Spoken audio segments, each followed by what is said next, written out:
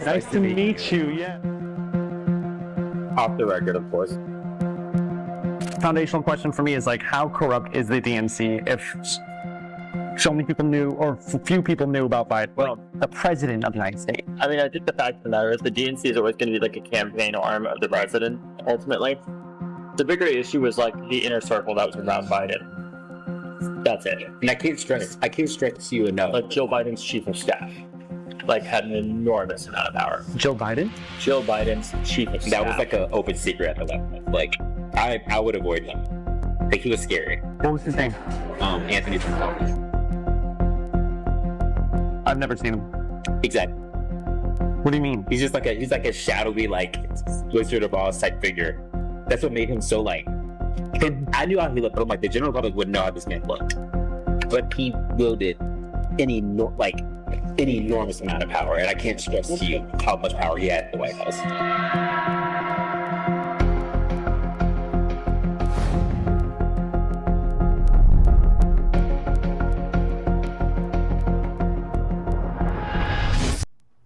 Laura, when did that apology come? And if you don't mind sharing with us, what did he say? Yeah, Jake Tapper called me about 2 months ago, actually. And he said, I have this book coming out, and I know everybody's saying that I should apologize to you. I plan, whenever the book comes out, to go on TV and I will say, you were right and I was wrong. And I guess to Jake's credit, he did that. Now, Laura, I think the overarching thing here, though, is that the damage is done, right? We were so close to something so dangerous happening to this country. I mean, look at what actually happened. Look at the millions of illegal immigrants able to pour in. People are questioning now, you know, who was actually in charge of this country. I guess whoever was in charge of the auto pen.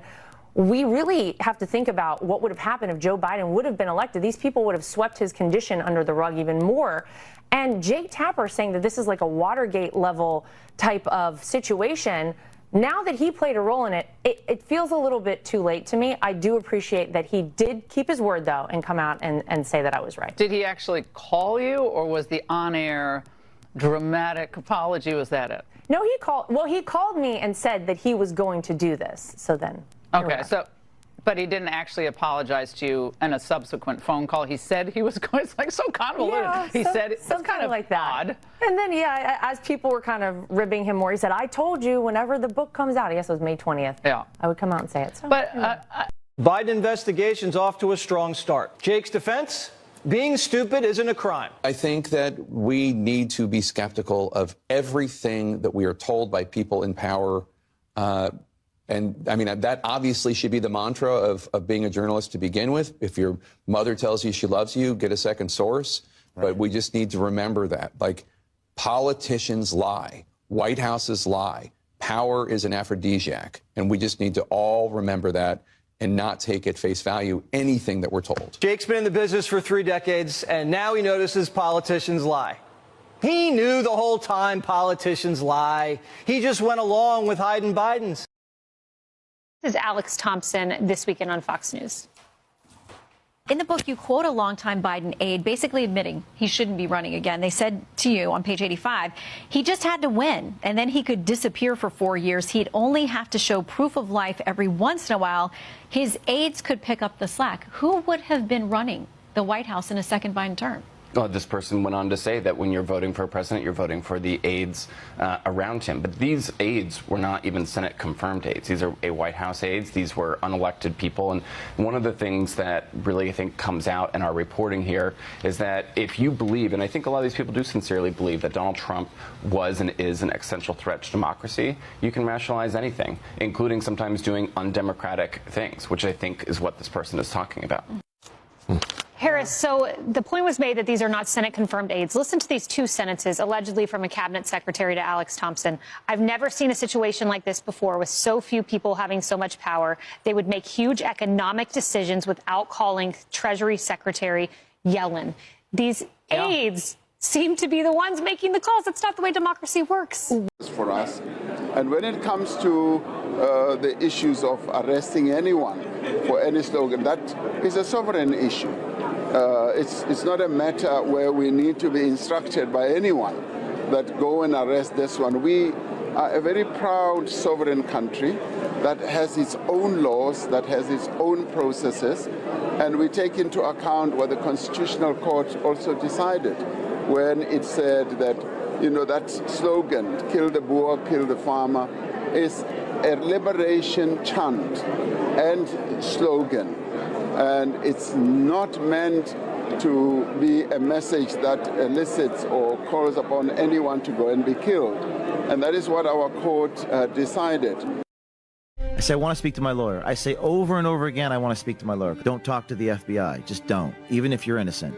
They say, would you like to use the iPhone on your nightstand? I said, yes. And then I unlock the phone because I have to call my lawyer. And the moment that I unlock my phone, they snatch the phone. Not get out of here. Holy shit. They snatch the phone out of my hand because I unlocked the phone. And then the FBI agent, almost to torture me, in front of me, he goes to the settings and he changes the settings to make it not go to sleep. Wow. Yes. And then they put the phone in an evidence bag. Now the FBI has access to all of my signal messages. Do you know what's in my signal messages? All the people in the government that come to me with information. Now they have access to all of my sources. So this is what's considered to be a constitutional raping, because the American Bill of Rights have special protections for reporters. James Comey.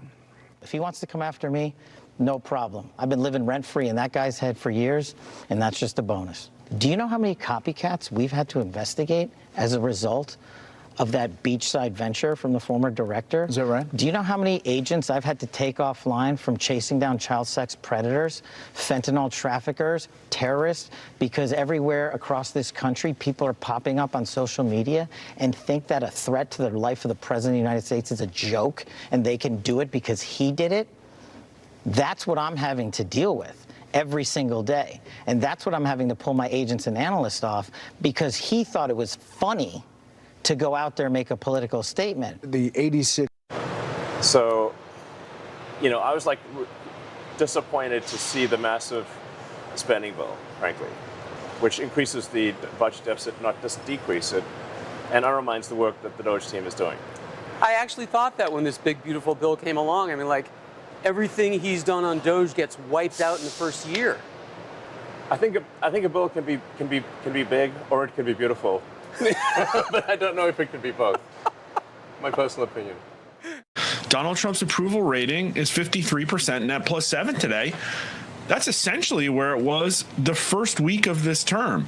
And so how would the press frame that? They would say, oh, worst honeymoon in presidential polling history or something like that. Well, I think people knew what Trump was going to bring to the fight, and he is. So I think this presidency is just all business, right? But man, everything that they've thrown at this guy just in the last month or two with the mainstream media, there was Signalgate, there was all this stuff, the Qatari jet. They're literally trying to create whatever op they can, and it hasn't affected his approval rating whatsoever. Remember how much they were screaming about his approval at the 100-day mark with all those fake numbers? They got Trump the tariffs, out to Mark. Don't forget the tariffs. They were going to collapse the economy, right? The economy was going to collapse. We were going to be in the streets. It was going to be chaos. Children would be crying.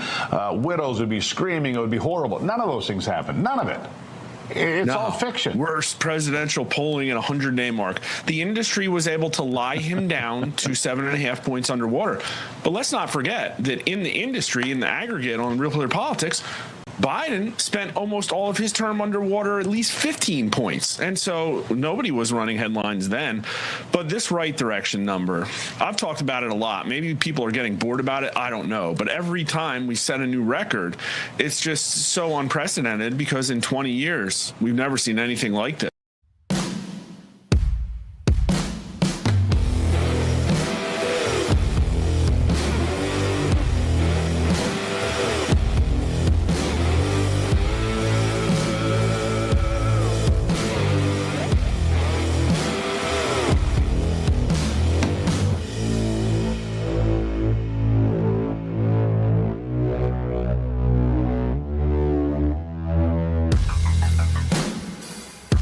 All right, Wednesday night, and we are live. Hope everybody's doing good as always. Be blessed in the mighty name of Jesus. Excuse me. Maligator is on. General Plowman is on. USA Abbey Girl is on. Skunk 71 is on. Judy Anita is on. Prayer Works 2 is on. Mike Griffith is on.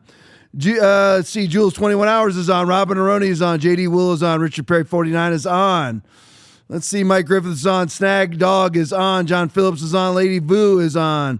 Granite 2468 is on. General Plowman is on. K4 VMS is on. Keeper 1376 is on. Veronica 18201 is on. Bud Dave is on. Guitar Glenn is on. Let me see here.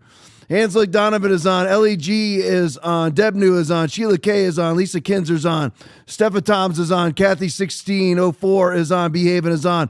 Golf Master 1 is on. Sunwoo 45 is on. Todd Suff is on.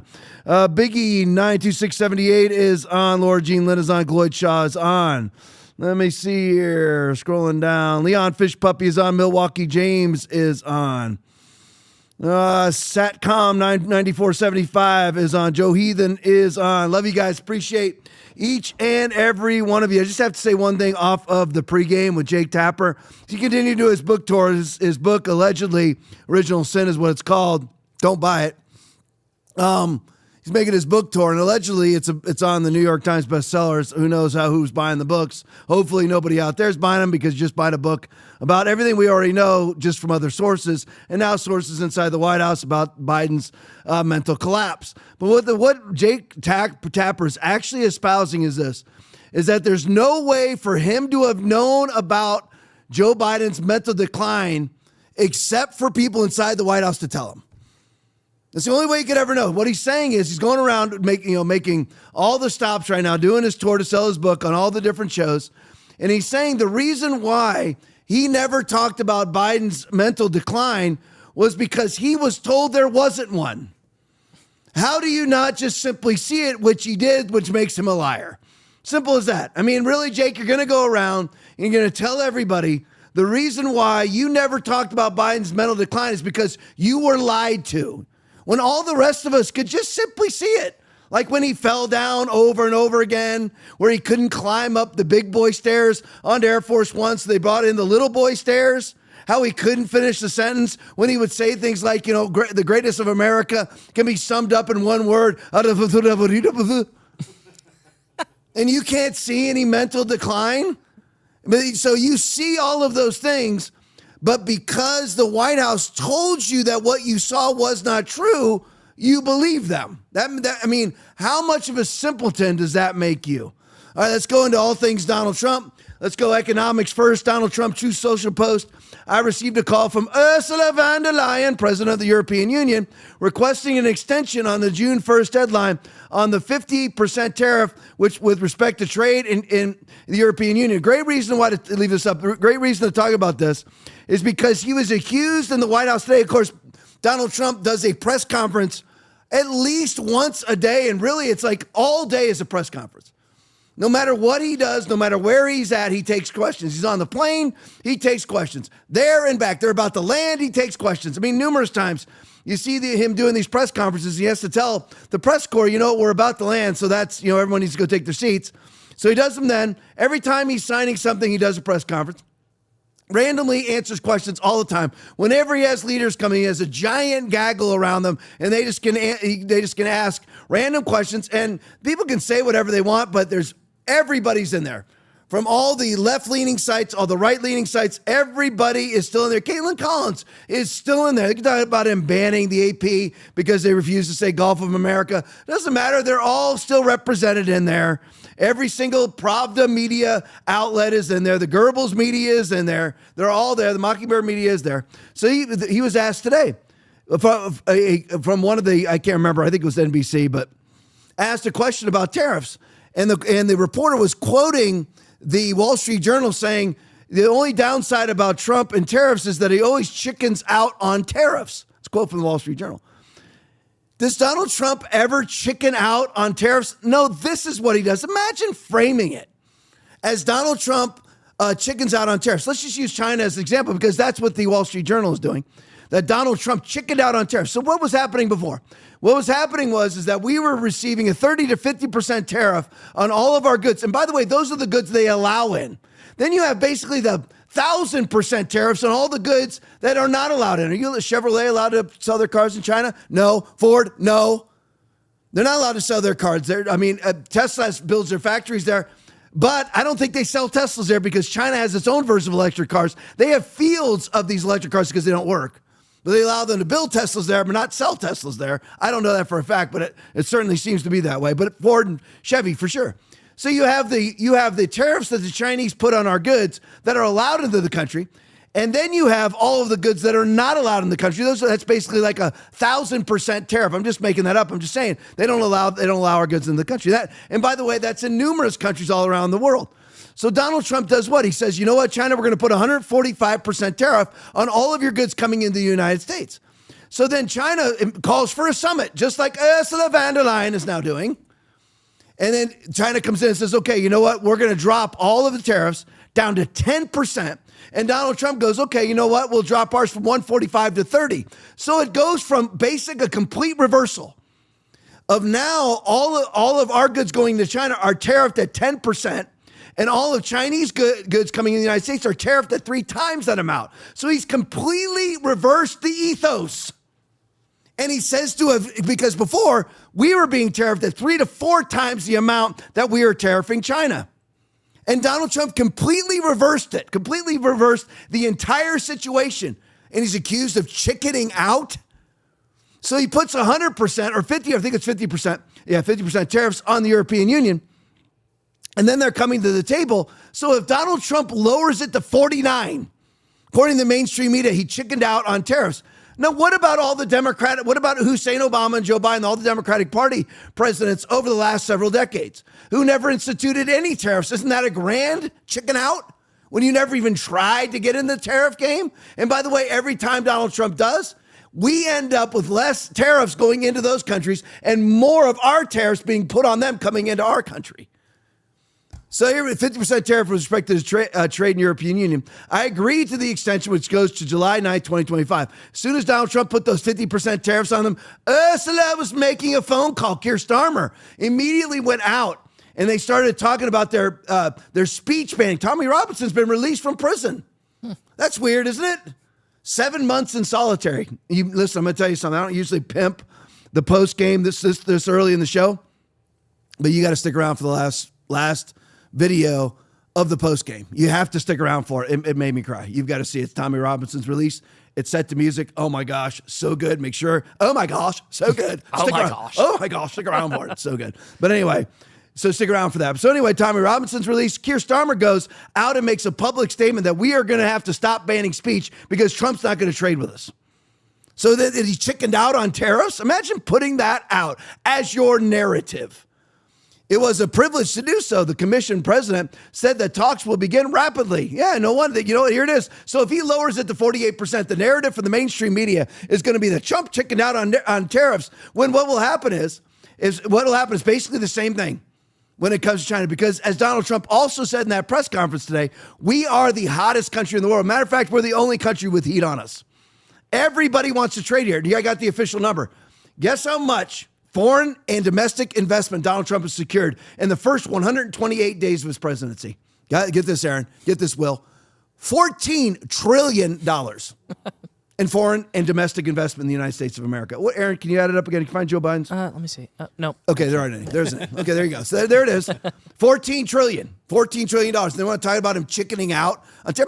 Imagine being so disingenuous, so devoid of all self-respect and integrity that you put out that narrative in respect to a man who has secured $14 trillion worth of foreign and domestic investment into our economy. Can you imagine all those freaking jobs and high paying at that? Because a lot of them are high tech and fossil fuels.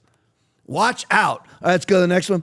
Tucker Carlson video. Now here's the thing. What we're going to do tonight, this will be a fun game for everybody, is we're going to vacillate back and forth. Talk about the good parts of the big, beautiful bill, because now it is in the Senate. You have, Aaron, can you side by side that? We have Ron Johnson, who has now said he won't sign it. Mike Lee has said he won't sign it. Rand Paul has said he won't sign it. So these are good people. They're not going to sign it because it puts us they're estimating between $20 and $30 trillion in debt over the next decade or so. We can't do it, folks. We cannot do it. So anyway, I'm going to play him. And then I'm going to show you a long tweet on Stephen Miller's retort to what these senators are saying. And then, you know what? Here at the TLP, re-report. I scream and I take my side, and then you decide what side you're on. So Tucker Carlson video. Here's what happened when Senator Ron Johnson talked about the big, beautiful bill. Play for me. President Obama, over the course of his 8 years, his average deficit was $910 billion. Over the last, and I want to do this so I'm accurate, over the last 4 years of his administration is about $550 billion. Okay?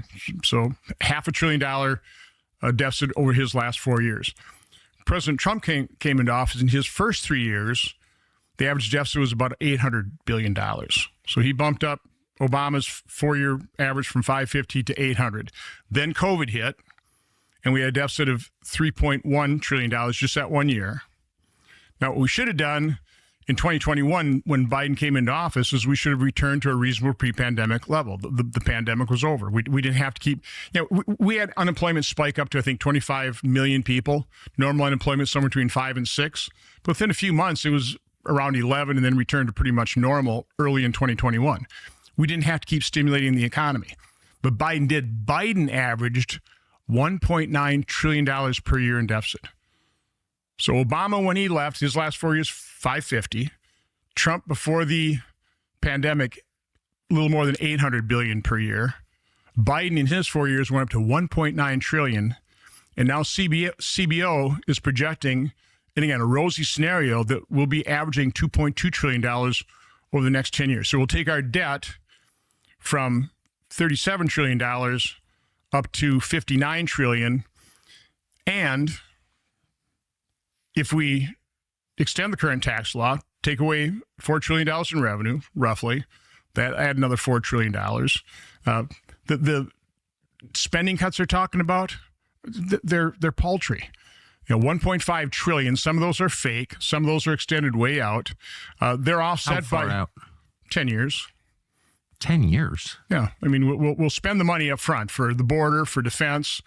So that also takes away from that 1.5 trillion in spending. So at most, we're maybe cutting spending 1.2 trillion. Part of that, a few hundred billion, I think, is student loan forgiveness, which the Supreme Court will probably rule unconstitutional. We're not going to spend it anyway, but they count that as savings. So much of the savings they're talking about in the one big beautiful bill is phony. It's fake. Or it's in the out years where if Republicans lose power, Democrats would just restore it. See, this is what they always do, and just so you know, and this is with Mike Johnson. Mike Johnson at the helm, and nothing has changed. Mike Johnson was Speaker of the House prior to Donald Trump taking office, obviously, and he passed every minibus and omnibus bill that Joe Biden wanted. We have continued the Biden spending levels. Mike Johnson is in charge of the purse of the United States or the wallet of the United States. So just going over this, just remember something. What we are talking about spending in 2025 is $7,000 billion. 7,000 billion.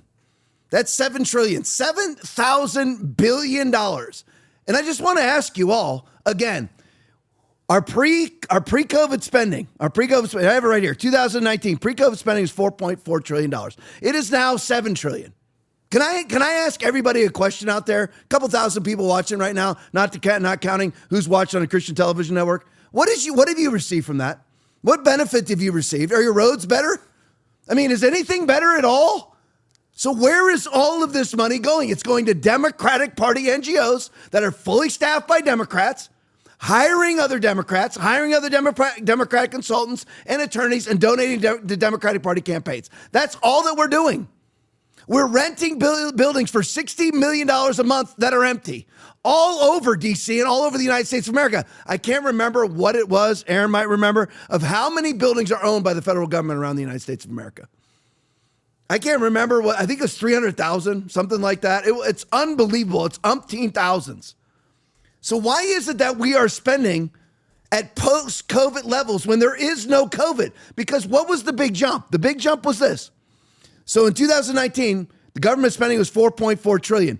That was up $3 trillion in 1 year by Donald Trump for the pandemic, for the 99.9% survival virus that everybody, not us red-pilled people, that everyone wanted to pretend was the second coming of the bubonic plague. So we all run around, not we, they all ran around and pretended, just like man calling women, just like the culture that wants to call women men and men women. They're all going to run around. They're going to play 8-year-old pretend games. This is a 99.9% survival virus that everyone's going to pretend is 99.9% unsurvivable. Aaron just sent it to me. 300,000 federal buildings in the United States that are funded by you and I. How do they benefit us at all? How? Are they hurricane shelters? No. Are they anything to us? No. Most of them are completely empty because only 6% of the federal workforce actually reports to work on a daily basis. That wasn't 60%. That was 6%. 94% stay at home. Why do we have all these buildings? So why are we spending it? So we're spending $4.4 trillion a year, which is not even necessary. By the way, that's $1 trillion deficit in and of itself. So 4.4 was instantly brought up to $7 trillion when the pandemic hit. So when the pandemic left, why is it that we didn't go back down $3 trillion? Where's it going now? I mean, always make things very simple. We were spending $4 trillion on who knows what. The pandemic comes in, and we're spending, we added $3 trillion in that 1 year in 2020, 1 year, 2020. Add $3 trillion to our government spending, right? For the pandemic. And then when the pandemic is over, why would we not return back? Because if it's being spent on the pandemic, then when the pandemic is over, then why wouldn't we go back to 4.4 or maybe just go back down to 5? Why is it that we are exactly the same now?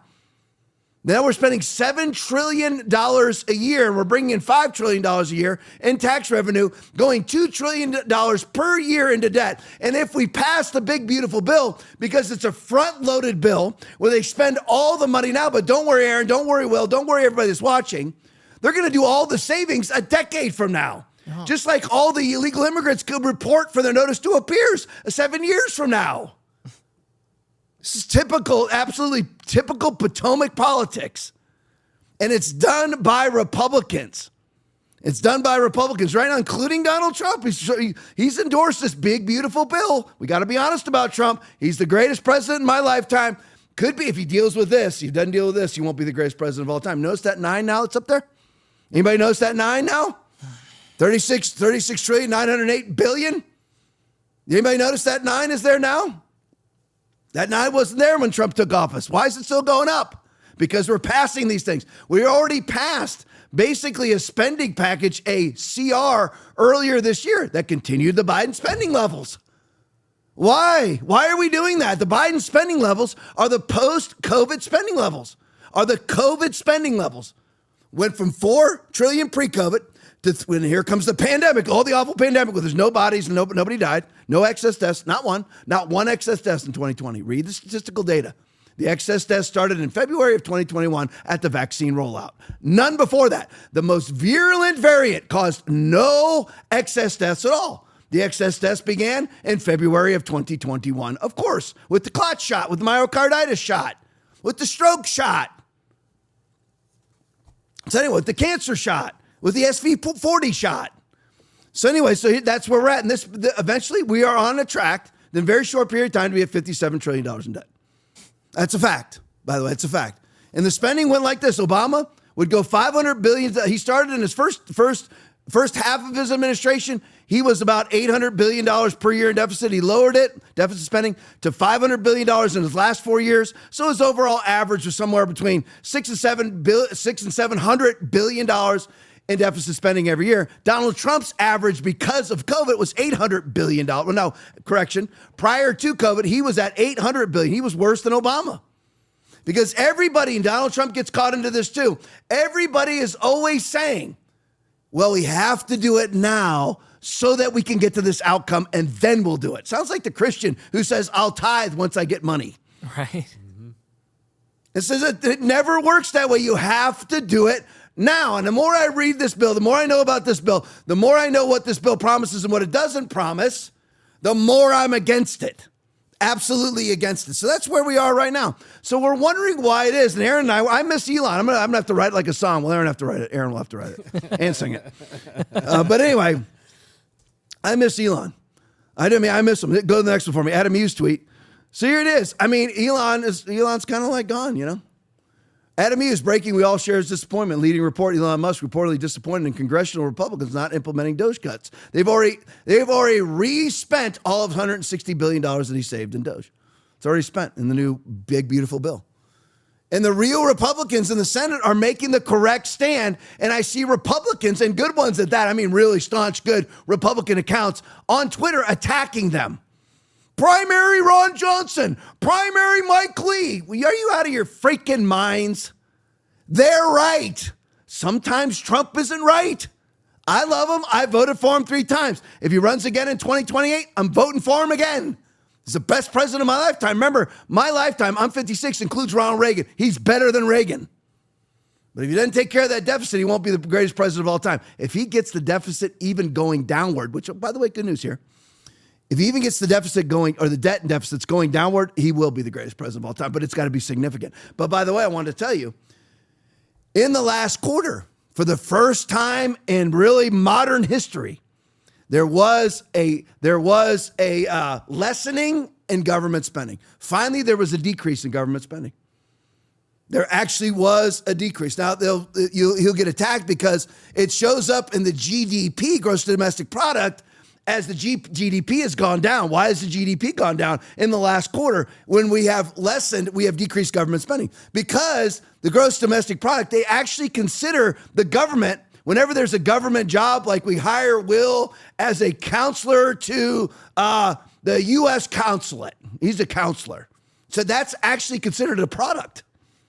So now that Trump is dumping all these government jobs, it counts against the GDP. How stupid is that? They count it as a product. Like a car, like a government job is counted as a product, as actually a production of the economy, a produce of the economy is what they claim it as. It's so screwed up. When I show you the Stephen Miller side of this bill, Stephen Miller obviously is in favor of the big beautiful bill. You'll see his arguments, and they're valid. That's why everybody, you can decide, but don't attack each other over this. We should not be spending at deficit levels, no matter what Stephen Miller says. You're going to have to take a stand at some point. We're going to save money 10 years from now. Okay, 10 years from now is 2035. We'll be $57 trillion in debt. Now we're going to start cutting it back. There won't be no U.S. There won't. Listen, everything, it's not nuclear war. It's not the mark of the beast. It's not vaccine passports. It's not CBDC. It's not social credit systems, all of which we need to be very much aware of. But what we really need to be paying attention to is the least sexy thing of all, and that's debts and deficits. Big time. But Donald Trump, to his credit, for the first time that I can remember, which I'm assuming is back, maybe Clinton or Bush did it. I have no idea. But our government spending has actually been decreased right now. But will that hold on?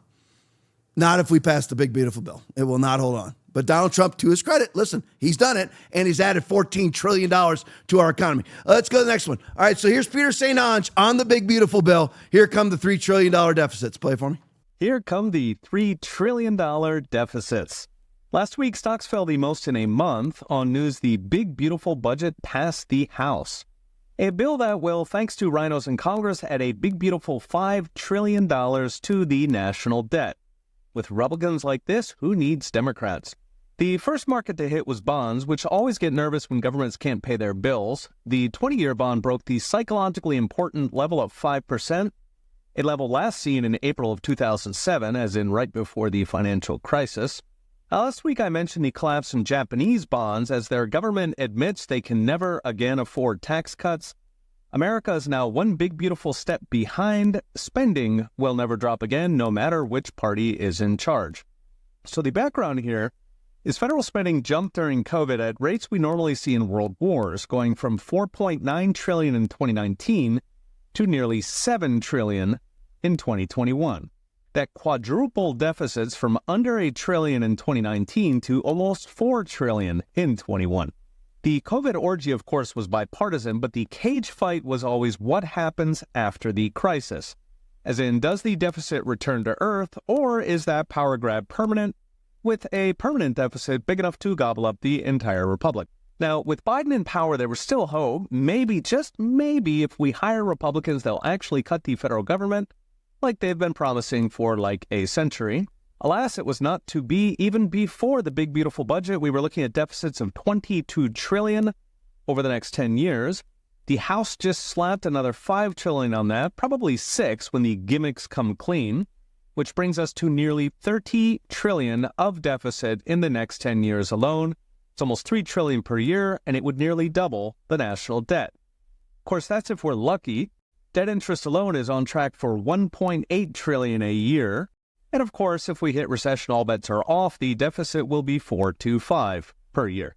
So this is what knocked bond markets, and it will keep knocking bond markets harder and harder, because just as important as $3 trillion deficits is who did it, the party of fiscal restraint. If Republicans are pushing $3 trillion deficits and Dems are worse, there truly is no hope left. So what's next? Brought to you by Unchained.com. We are entering a crisis decades in the making, starting with the FDR deep state and the Federal Reserve that feeds it like a cancer.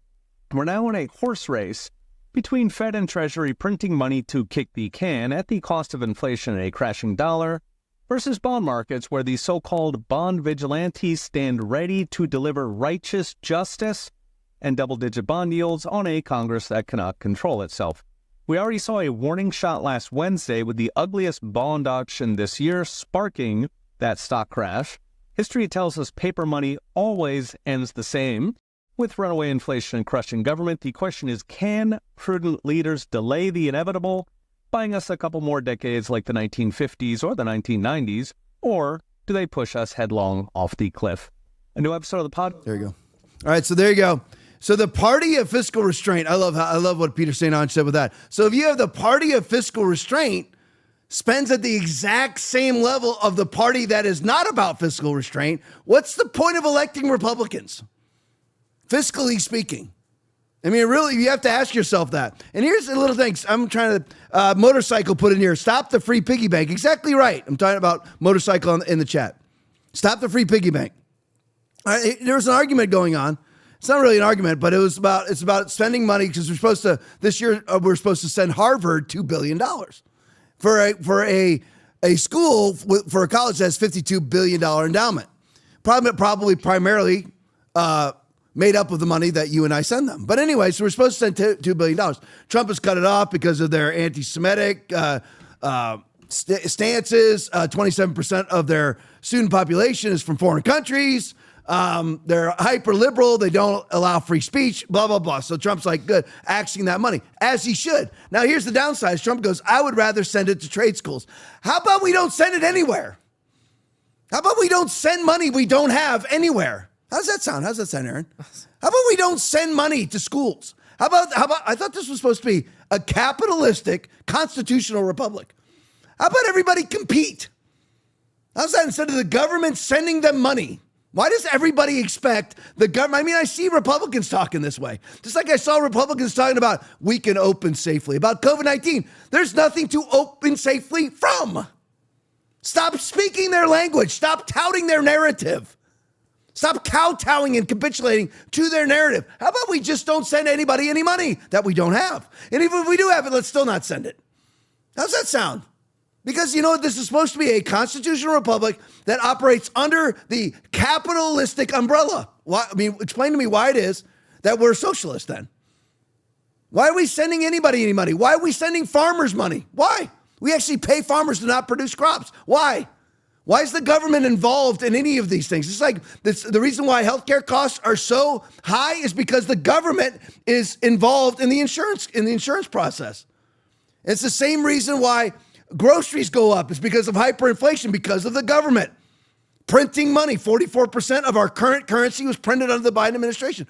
44% of the currency that's in circulation right now is printed under the Biden administration. And we've been a country since 1776. Can you imagine this? That's exactly what's going on. So how about we just don't send money anywhere? All right, let's get Stephen Miller's retort to all this. And listen, I love Stephen Miller, so let's listen to what he has to say.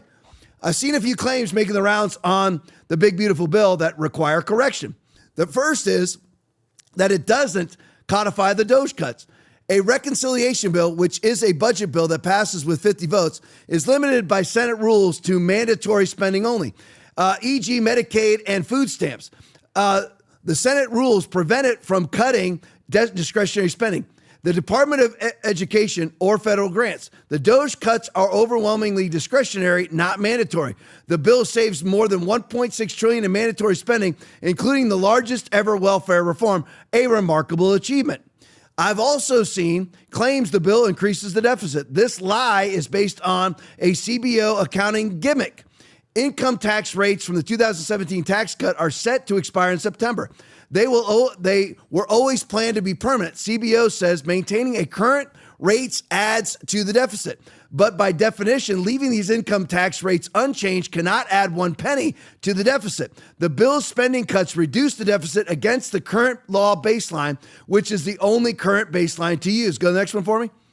So here's the second part of the tweet. Another fantastically false claim is that the bill spends trillions of dollars. This is just completely invented out of whole cloth. This is not a 10-year budget bill. It doesn't fund almost any operation of government, which are funded in the annual budget bills, which this is not. In other words, if this bill passed by the annual budget bill, but the annual budget bill did not, there would be no government funding under the math that critics are using. If we passed a one-paragraph reconciliation bill that cuts simply $50 billion in food stamp spending, they would say the bill added trillions in spending and debt because they are counting all the projected federal spending that exists entirely outside the scope of this legislation, which is, of course, preposterous. The only funding in the bill is for the president's border and defense priorities, which enacting a net spending cut of over $1.7 trillion. The bill has two fiscal components, a massive tax cut and a massive spending cut. Now, if you look at this, you can bring it back to me. If you look at just kind of summarizing what Stephen Miller said, and you can find it obviously on his Twitter account, read it for yourself, dissect it a lot more than we're going to right here, is basically what he's saying is that the CBO, Congressional Budget Office, which allegedly is nonpartisan, just like all the nonpartisan NGOs that are fully staffed by Democrats, I guarantee you that 98% of the people that staff the CBO gave the Democrats. Okay, so we know that. So they're going just like the Fed with Jerome Powell sabotaging Trump. So some of the negatives that we're seeing about the BBB, the Big Beautiful Bill, are in fact false. A lot of them are true. It does add to the debt and deficit. It does. It does. That's a fact. Now, it may not add as much as people think because you can dissect how it is the calculations come to pass, because the people that are coming up with those calculations are, in fact, Democratic Party operatives from the CBO. It's just like when you're dealing with NARA, which is National Archives, all Democrats.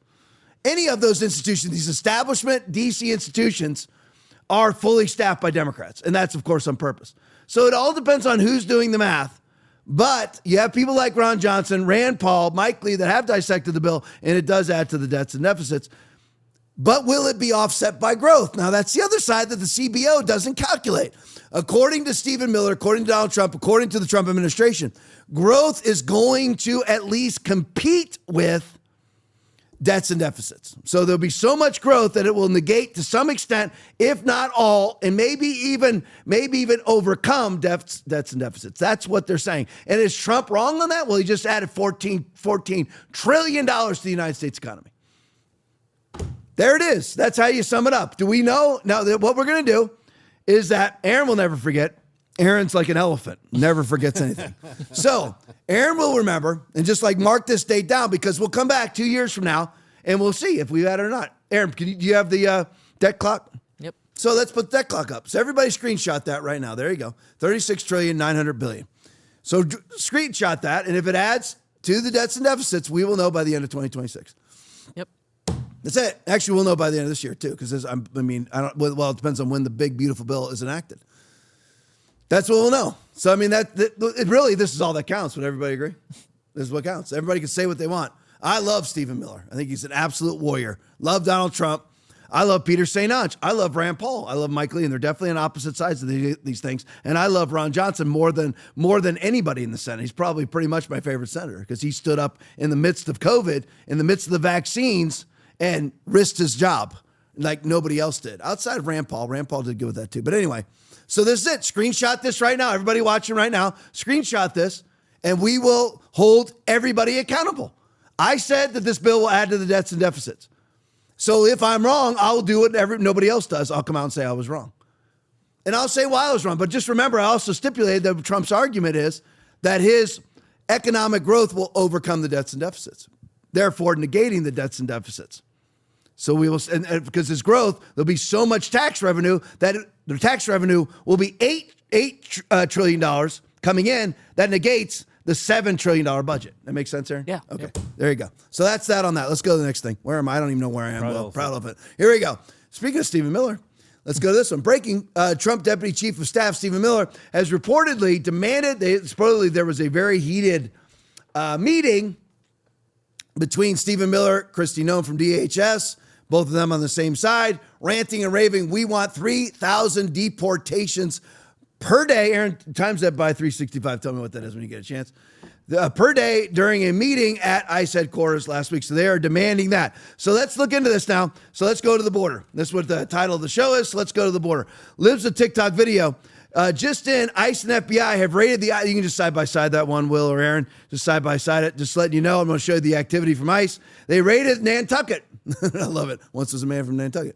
So there they raided it. 12 illegals arrested. There you go. That's if they do 3,000 a day, that's about 1.1 million per year, which isn't enough. Yeah. Joe Biden let in a minimum of 20 million. Go to the next one for me, Will. And wokeness video. ICE is now finding migrants hiding in, you can just side by side it, hiding in trees. I just want to show you what they're on and about doing so people know. You can see the date right there. So there they are. You actually have a couple migrants stuck up a tree. There he is. And ICE is on and about getting them. So we need to give credit where credit is due. I mean, hey, on the border, I mean, the thing is they told you have the big, beautiful bill. And of course, I'm going to attack that because it's debts, because it adds debts and deficit, potentially adds to the debt and deficit. But on the border, I mean, A+, baby. On the economy, A+, baby. I mean, Donald Trump's killing it. I mean, if you were to rate Donald Trump, it's an A. It's not an A+++, but it's an A. Patel and Bongino, not so good. Kristi Noem, DHS, Tom Homan, A. Robert F. Kennedy Jr. just got the COVID vaccine for kids removed off the CDC recommendation list, A. And a myriad of other things. Tulsi Gabbard, A. Pam Bondi, not good. Not good. Aaron, you got the Jeffrey Epstein flight log? No. Oh, no. good. Okay, we still don't have that. 128 days in. I just want to make sure we don't have the flight log yet. I did get a binder, though. Yeah, that's right. We got a binder. I mean, well, we weren't invited to get the binder, but we have pictures of people getting the binder. I'm actually glad I didn't get the binder because that was really a suppository. Yeah. Just so you know. Well, anyway, so let's go to the next one. I don't even know where I'm at. Well, where am I at? Red Wave Breaking Press? 9/11. Breaking 9/11 video. We will play this one. A tip from the public led to the arrest of 5 illegal aliens near a big box home improvement store in Baltimore. That's a good video. Play it for me.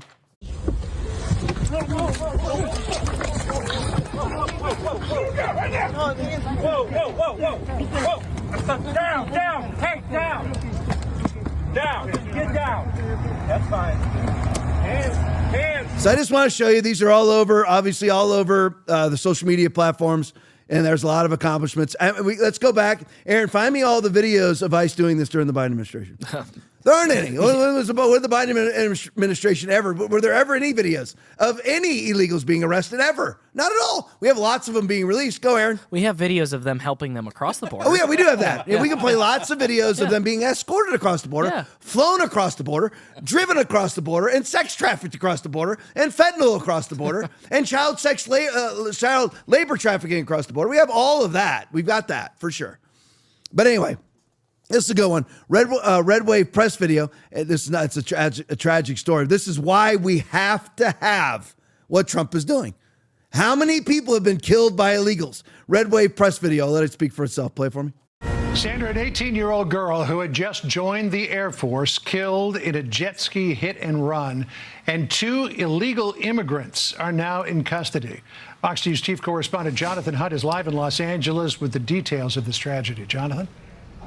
Hey, Hey, John, the suspects were arrested 48 hours after the tragic accident that killed 18-year-old Ava Moore, who was kayaking on Grapevine Lake northwest of Dallas. On Sunday, investigators and witnesses say Moore was hit by a jet ski whose driver just kept going. I turned around to look at the water and I could see her and the passenger on the jet ski going away from the incident, and they were waving toward like their people, and you could tell they were trying to get away. The jet ski driver was identified by police as Declan Gonzalez. She left the lake area in a vehicle allegedly driven by Michael Coelho Perozzo. Both were arrested Tuesday, and both suspects, according to officials, are from Venezuela and are in the U.S. illegally. It's my understanding both individuals crossed the southern border in 2023 or 2024. They were arrested at the time of entry, processed for a notice to appear, and then released on their own recognizance. Now, Texas Governor Greg Abbott is threatening the suspects with the ultimate punishment, writing on X, quote, "Welcome to Texas. Here's your death penalty." Ava Moore was a former high school basketball star who graduated from the U.S. Air Force Academy Prep School on May 19th and had just accepted a place at the Academy as part of the class of 2029. The Air Force Academy superintendent called Moore an exemplary teammate whose, quote, "passion for leadership and service left an impact on everyone she met." And the Academy wrote on its Instagram tribute to Moore, quote, "Ava, may you find blue skies and tailwinds as you rest forever in peace." First of all, you have the false narrative where you hear the left constantly saying that Americans commit far more crimes than illegals. That is absolutely false, and I'm not talking about their original felony of entering the country illegally. They commit more crimes than we do, period. They flat out do. Plus, we have no statistical data on crimes anymore because of how Joe Biden changed the reporting, the mandatory reporting to the UCR, which I don't have time to get into right now. But Ava Moore would have been a officer in the United States Air Force, and now she's dead because one illegal ran her over with a jet ski, didn't even stop to see if she needed help. Maybe she could have been saved. Just left her in the water. Wonderful human beings led in by the Biden administration, both of them. The person who drove her away and the killer herself were led in by the Biden administration, were caught at the border, get this Will, get this Aaron, and released. And then Ava Moore would be alive if it wasn't for Kamala Harris and Joe Biden and Alejandro Mayorkas. They'd be alive. That's a fact. There's no denying that. Listen to this one. MJ Truth, this is why we have to have Tom Homan, and thank God we do. And this is why you have to get these people out of the country. They're not good people. They're touted as good people all the time, and I'm not saying that all of them rise to this level of evil, but they all committed a crime coming into the country. They're not good people. MJ Truth Ultra video, she tried to flee the U.S., and Kash Patel said, no, nice little fraudulent scheme here. And I believe Tampon Tim, state of Minnesota. Play for me. Julie, we told you last week how the federal raid of a St. Paul nonprofit signaled that the U.S. Attorney's Office is not done charging new suspects in this case. Today, they said that as soon as news of that raid broke, Hebo Dar booked an urgent international flight. Hebo Dar is now the 71st person to be charged in the $250 million Feeding Our Future pandemic meal fraud case. Court records show she claimed to serve 1 million meals to children out of this office in a business center on East Hennepin Avenue and collected $2.4 million in taxpayer money. But federal investigators believe her meal site, Northside Wellness, was fake and that she only spent less than $2,000 on food. According to the criminal complaint, Dar's case included all the telltale signs of the sprawling fraud. She wrote checks to Hadith Ahmed, a Feeding Our Future employee who's already pleaded guilty and says checks like those were bribes. There are emails Dar sent to Amy Bach, the former executive director of Feeding Our Future, convicted by a jury this year, including meal count sheets the FBI says are fake. In those meal counts, the complaint says that by April 2021, Dar claimed to be serving about 40,000 meals to children every week. After Bach was convicted, it was unclear whether the feds intended to charge any additional suspects in the case.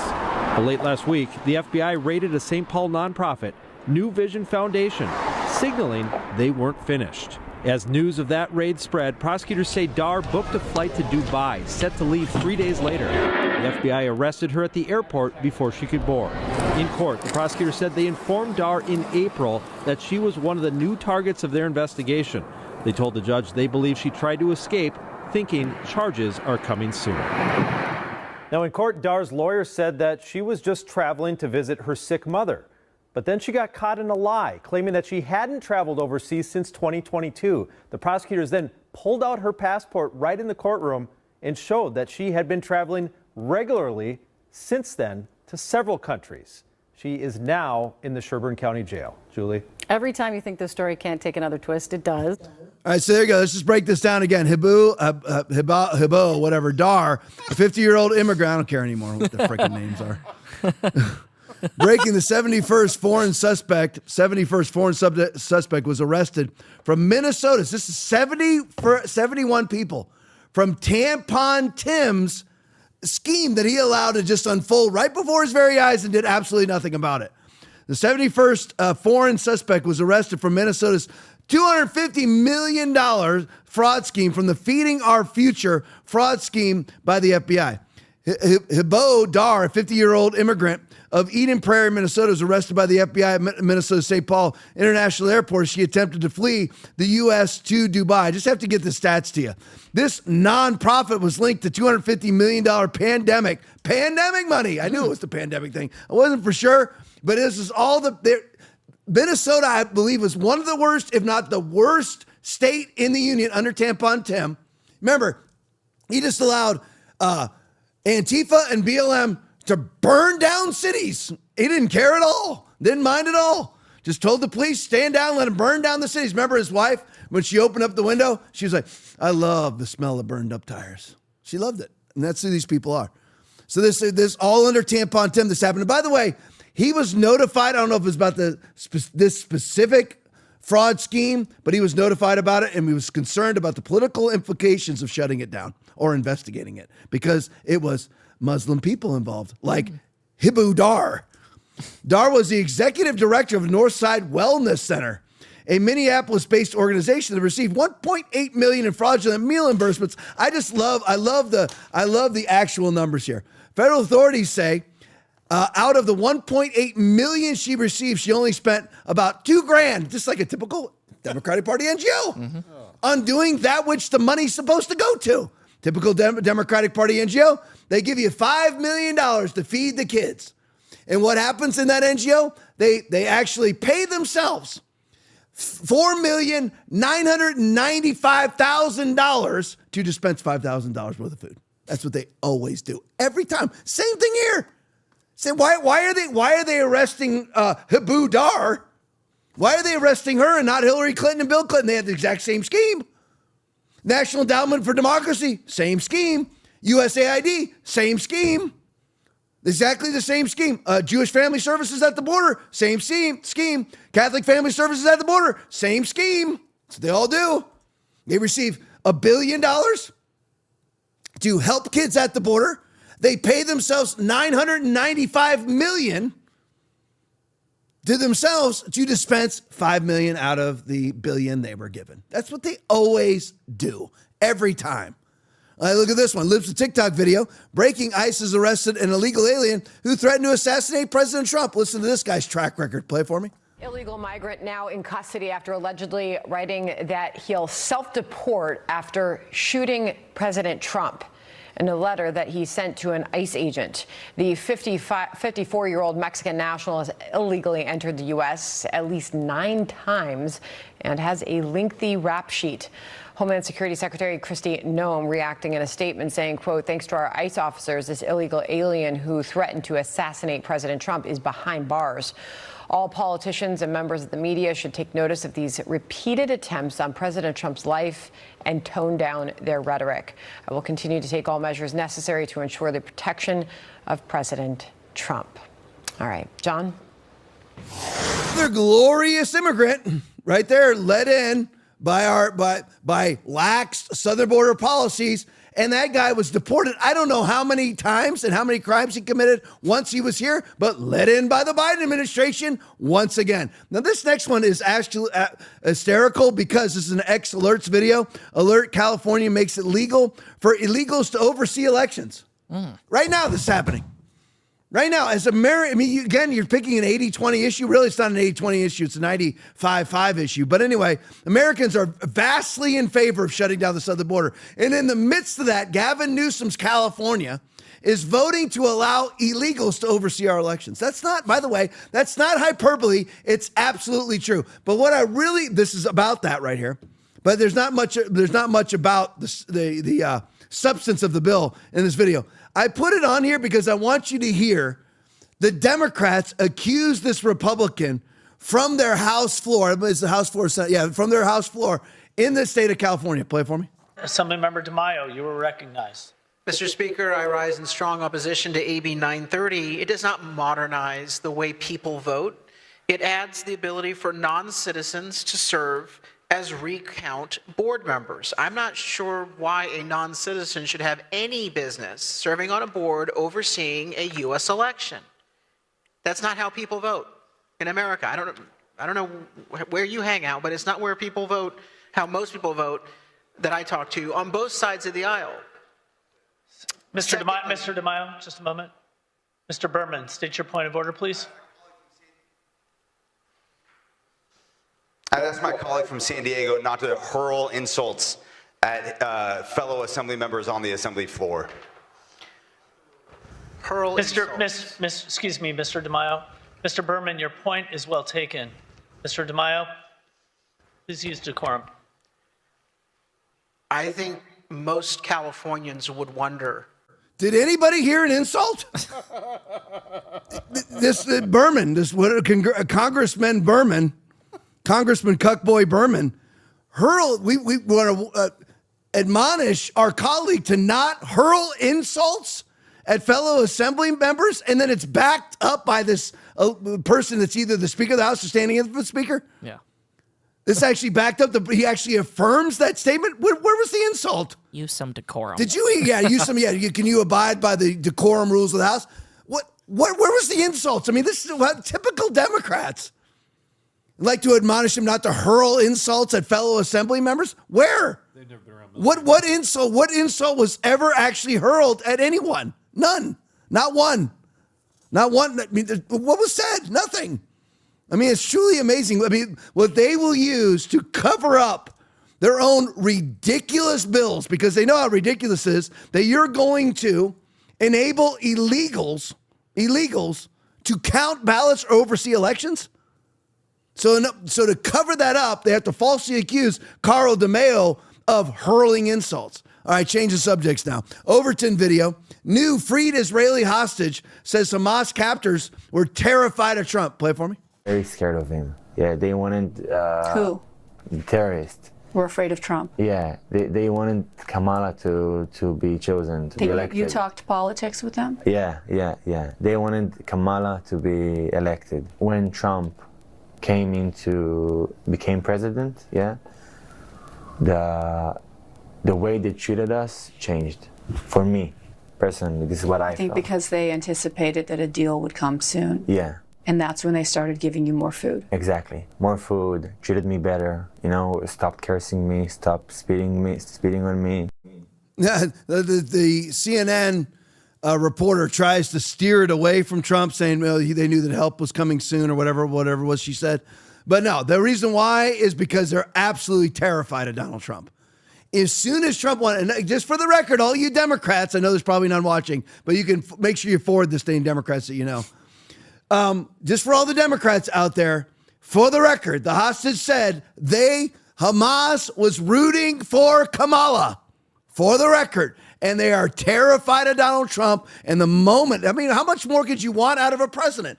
And how much more could you find out about a potential president, confirming the very fact you should never vote for her when Hamas is rooting for her to win? That should confirm to anybody that is not who I should vote for.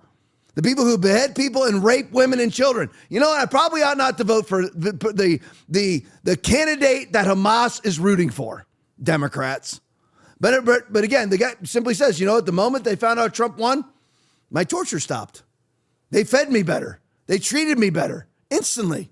That in and of itself confirms that Donald Trump is better than any Democrat that could possibly have ever run, because it would have been the exact opposite if any Democrat would have won. All right, let's look at some other corruption. George video. Whoa, former Kennedy Center officials. Why do you talk about the Kennedy Center so much? Because it is a theater, an auditorium, giant auditorium theater that you and I pay for. Again, why? Why do we pay for any auditorium? What does that have to do with the government? I mean, can anybody ask that question? Why in the world are you and I paying for the Nutcracker? For bougie leftist bourgeois elitists to go and see the Nutcracker on Christmas Eve. Why are you and I why do we pay for the Kennedy Center to be built? Why? Why are we paying for an entire staff to run the Kennedy Center to begin with? It's the same thing with NPR and PBS, which, by the way, NPR is now suing Donald Trump because he cut off their funding.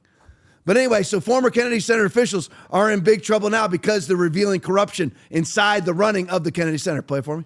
Our great new CFO went through the 24 and 25 budgets of the Kennedy Center and found $26 million in phantom revenue, fake revenue. It's criminal. We're going to refer this to the U.S. Attorney's Office here. We're lucky enough to have the Attorney General on the board of the Kennedy Center who heard all the details today.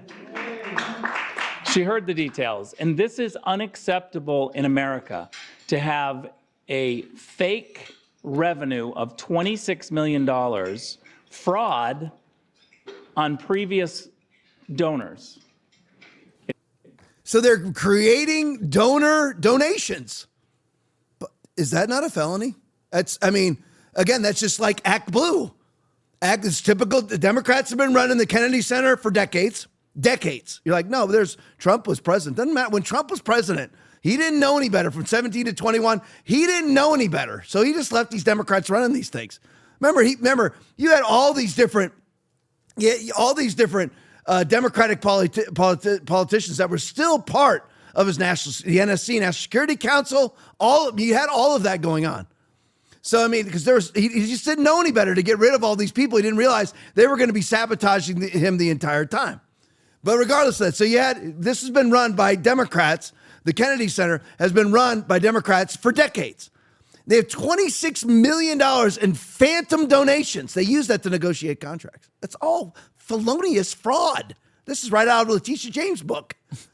You create something that's not real to get a better deal. It's like she did on all of her mortgages for decades. For decades. Every time she signed one of those documents, she committed a felony crime of mortgage fraud. Same thing here. These people need to go to federal prison. They really do. All of them. Let's go to the next one. So New York Post tweet. So Harvard, I could spend a whole show on the back and forth between Donald Trump and Harvard, but this is just a good little side note here. Harvard Medical School morgue manager, that you and I probably pay for, admits to stealing organs and selling them on the black market. Isn't that fantastic? Harvard, man, what a great institution they are. We ought to just keep sending them $2 billion a year. Would everybody agree? No wonder Donald Trump is axing their funding. Good deal. Go to the next one for me. Nick Sordor tweet. Breaking. President Trump has just issued a full pardon to the unvaxxed former Army officer who was persecuted by the Biden regime.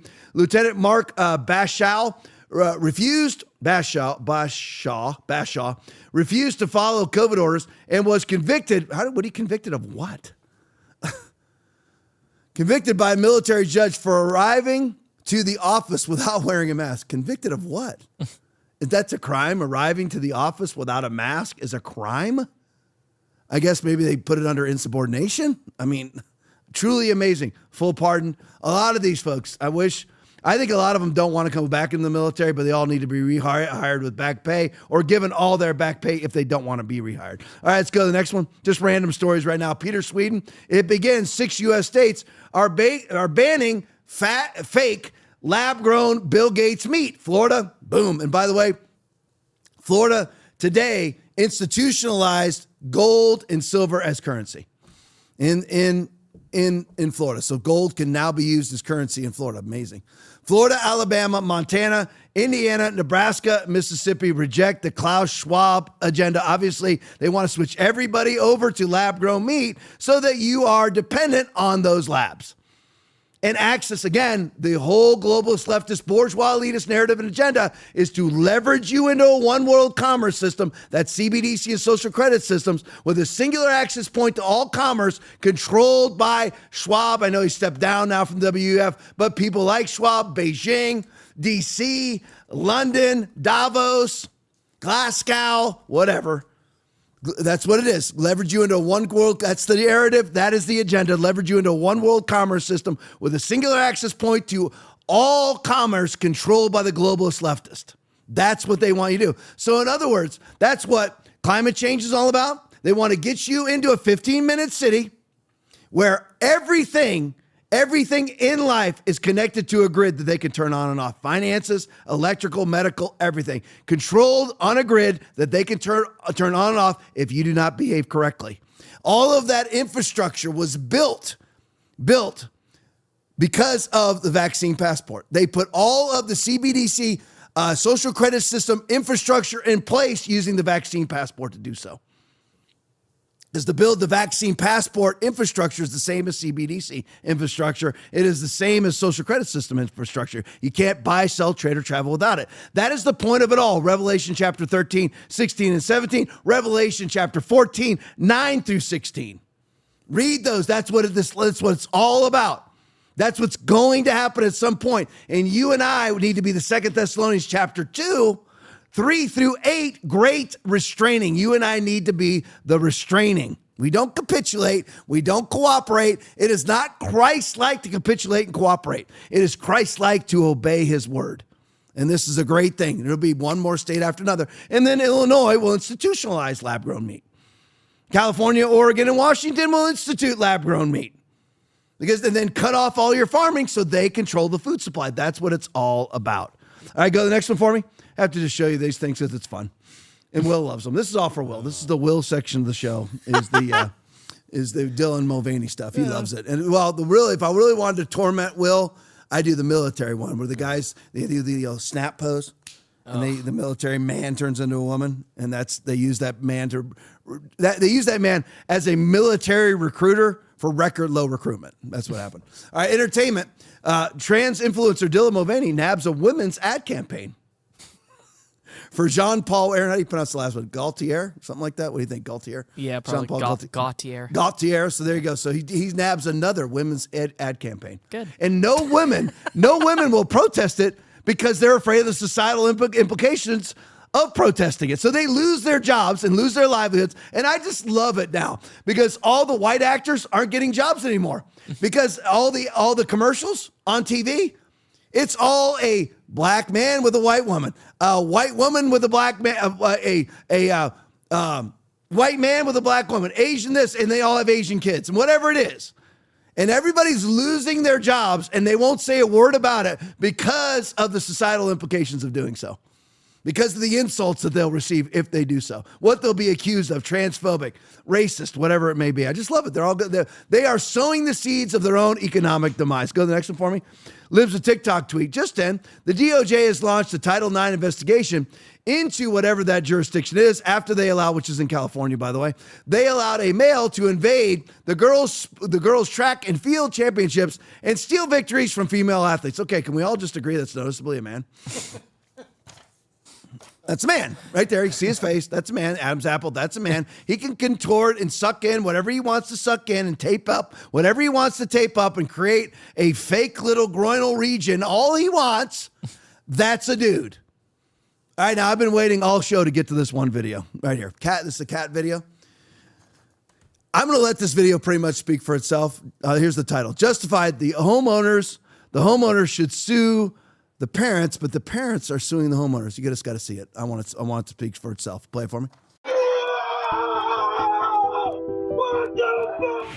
My homeowner shot and killed 3 masked teenage intruders, even though he insists it was self-defense. The parents of the teens are still demanding that he be prosecuted. This happened in Rockdale County, Georgia. At around 4, 3 masked teenagers appeared in the neighborhood. They tried to break into a home to commit a robbery, but gunfire from inside the house brought them down. All 3 suspects died after being shot. 2 were pronounced dead at the hospital, and 1 died at the scene. Later, the families confirmed that among the victims were the brothers, ages 15 and 16. After the incident, the parents of these teenagers called for the homeowner to be prosecuted, saying he took the lives of their 3 sons. However, multiple eyewitnesses confirmed that all 3 teens were masked and armed. During the attempted break-in, the suspects fired at the homeowner first, and the resident returned fire in self-defense. Police also concluded that under Georgia's self-defense and stand-your-ground laws, the homeowner's actions were considered lawful self-defense. So do you think this was self-defense? Leave your thoughts in the comments. How is this even a question where you have to lean on Georgia's self-defense laws, stand your ground laws? Why would you even need to discuss it? Why is this even a police investigation beyond the first night? Why is this even ever going, if it ever does? Why would this ever go in front of a judge? Ever? It's like the Rittenhouse case. It's on video. A guy has a locked and loaded 9mm gross krantz pointed at his head, and he gets shot, and he gets accused of Rittenhouse gets prosecuted for attempted murder for blowing his bicep off. He has a gun pointed at his head. The other guy's beating him in the back of the neck with a skateboard, and he gets shot. The other one's grabbing at his gun, and he gets shot. Well, that's what happens, dude. There's no question here. I mean, let's look at this now. We'll rename these 3 Georgia students. That's probably how CNN's going to frame the story. We all need to be tracking this story, just like we need to be tracking that Orca story out of France and see how these things actually turn out. But all 3 guys have ski masks on, fully hooded up, fully masked, black clothing on, break into the home and open fire. They break into the home, commit a crime. What crime they want to come in there, steal all their stuff, rape the wife, whatever it may be. And they fire on the homeowner first, and then all 3 of them get killed, as they should have. And the parents say that the homeowner killed their kids? No, their kids committed suicide by going into a home in the middle of the night, fully masked, and opening fire on the owner. And by the way, even if they didn't open fire on them, they're fully justified in shooting all 3 of those kids. I would. You would. Why is this even a question? But that's modern culture. They're going to sue the homeowner for killing their kids. You ought to be mourning yourself as a parent. You ought to be denigrating yourself for being the worthless parent that you are, that your 16 or 15-year-old is running around in the middle of the night, breaking in to be home invading somebody's home. Please. All right, that's it. There we go. Rumble Rants tonight. Texas Billy, $50. R-Star, $77. $20. Todd Suff, $10. Robin Aroni, $10. Mike Griffith, $5. Thank you guys in the rant. Thank you so much in the rant. Love you guys so much. Thank you guys in the chat. Stick around for the post game. Like I told you, you got to stick around for the last video of Tommy Robinson's release. It'll make you cry. It is fantastic. Love you all. See you tomorrow night, 9 o'clock. God bless you. Anybody else in here but me ever sinned? If you say that you haven't sinned, you make him a liar and his word does not apply to you. 2 Corinthians 5:21, for he made him who knew no sin to be sin for us, that we might become the righteousness of God in him. He made him sin so that our sin would not apply. I'm not willing to be made your sin for you. God was.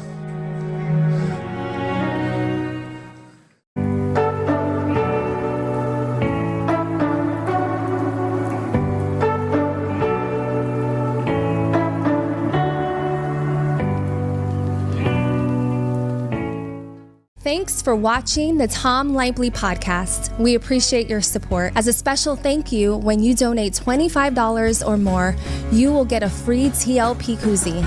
Enjoy your favorite cold drink while tuning in to our latest takes on current events.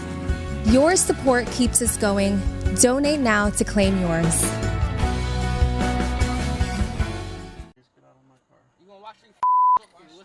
Dude. Stop. Dude! Get the f up. No, it's not me, bro. I'm playing, bro. Seriously? Then get the f out. Yo, wash your mouth. Okay, well, wash your mouth. I have no problem. Look at me. Yo, wash your mouth, I have no problem with you, but I'm trying to do a job just like everybody. Wash your mouth. You gonna wash it. You talk to me, son. Can you please get out of my car? Okay. On my mother. Can you please get out of my car? You gonna watch me talking? What's up? Dude. What's up with you, nigga? So what you trying to do? All I'm asking you to do is So what to you please trying to get do? out of my Don't car. talk to me crazy, nigga. What's up? What's up? Dude! Get the I'm trying to get out of here. Can you please get out of my Run car your right now? pockets. Everything you got. Everything I don't you have got, anything nigga. in my Everything pocket. you got for I blow your brain out. Yo! Get out of my car right now. Yo. Get out of my car. Dude!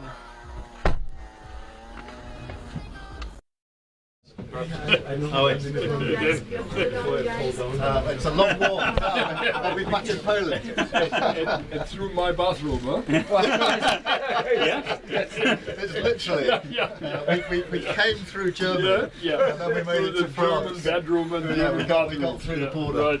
Right. Take the photo and after that you will be allowed to have a drink. Yeah. Super. Yeah. Tout le monde va bien. Ok, c'est bon. Merci. Merci. Thank you. For the past 62 years, the Central Intelligence Agency has actively and continuously obstructed the investigation of the assassination of President John F. Kennedy with no consequences for their actions. 10 years ago, the CIA's official historian admitted that the CIA had hid information from the Warren Commission during its investigation. The CIA stonewalled the Senate Select Committee to study governmental operations with respect to intelligence activities, the Church Committee. The CIA was not forthcoming with the Rockefeller Commission. The CIA misled and slow-walked the Assassination Records Review Board. James Angleton's preferred method in dealing with the Warren Commission was to, quote, wait them out. The first CIA officer I ever interviewed looked at me and said, "You represent Congress. What the F is that to the CIA? You'll be gone in 2 years, and we'll still be here." In 1978, the CIA ran an illegal domestic covert operation involving an undercover officer to subvert and obstruct the House Select Committee on Assassinations. That officer served undercover. That terminology is the terminology the CIA used to describe his assignment working with the Select Committee in a statement that their representative made under penalties of perjury in a lawsuit in 2005.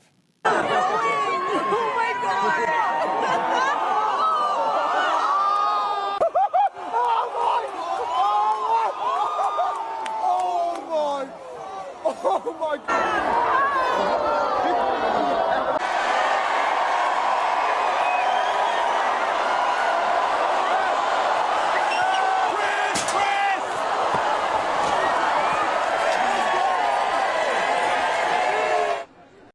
Feels so good to come away with a championship, and I want to congratulate second place for being within 9 minutes of me, and I want to thank my sponsors for always having my back. Manscaping, Dollar Beard Club, and Alpha Jock Straps. Now that I'm the top female swimmer, what's next for me? Well, I don't feel like I'm 22 anymore, so I think children's sports is next. Probably Pee-wee football. I'm actually 10 years old now. Here's Jenny's tragic tale of her husband being slightly dismissive once during dinner. My husband decided to be spontaneous and take me to the movies last night. And when we went to dinner afterwards, I was talking about how much I really loved the movie. It was so good. I was so excited to talk about it. And he looks at me dead in my face and says, "It was just a movie." And I immediately stopped talking. So the more I sat there and thought about it, I start crying. It gets really uncomfortable. And he tries to break the silence by continuing to talk. And I finally looked at him and I said, "That really hurt my feelings." And he responded, it was just a movie. I said, I was really excited to talk about it. You took me to see this movie on a whim. I've never heard of it, didn't look it up beforehand, and I really loved it. You picked a great movie. And I was so excited. And now I don't want to talk at all. Because why would I want to talk after that? And he immediately stops. He's like, you're right, I'm sorry. And then he grabs my hands. He's like, I'm not even being sarcastic. You're right, I'm sorry. I love when you get excited. It's just annoying sometimes. I recognize that he is trying and he is learning how to communicate with me. It's not an overnight process, but it is very painful. He's still new to his healing journey, so I just have to keep remembering that. The therapist.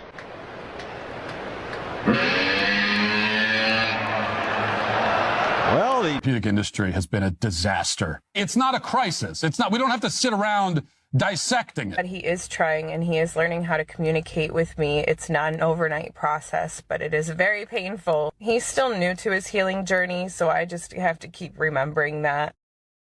The therapeutic industry has been a disaster. It's not a crisis. It's not. We don't have to sit around dissecting it. We really don't. Crying because he didn't want to talk about a movie. What the hell is wrong with you?